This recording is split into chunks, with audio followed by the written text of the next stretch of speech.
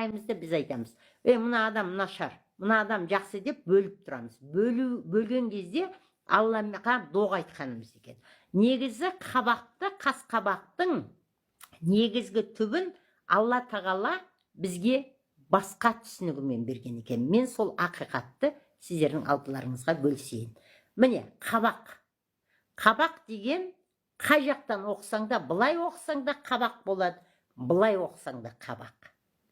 Қабақ деген міне жерден Б әріп ортасында болса, былай оқысаң да бақ, былай оқысаң да бақ деген сөз болады. Ал тура ортасында Б деген әріп келеді екен. Б деген әріп дәл қазір осы сәтте өзіңнің іс-әрекетіңе қара деген сөз. Дәл қазір осы сәтте басқа адамның өмірі жақсы жаққа өзгеруіне жетістігін тигізіп отырсың ба? Жоқ, әлде басқа адамның обалына қалып отырсың ба?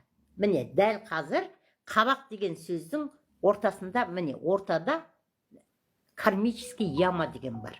Естігендеріңіз бар шығар. Кейбір психологияда айтады, мынау третий глаз дейді.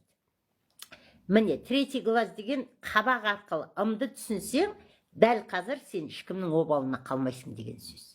Енді қараңдар, бақ екі жаққа да оқитын.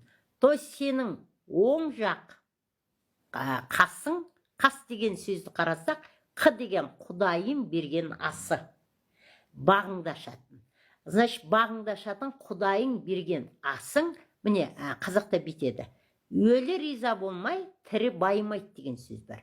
Яғни, сенің оң қас жағыңда бағыңды көтеру үшін, о неде сенің сөзіңді сөйлеп, саған аян беретін сенің әкеңнен келген, жаңа әкеңнің аруақтары, әке жағынан келетін тұқымы қолдап қоршап жатады.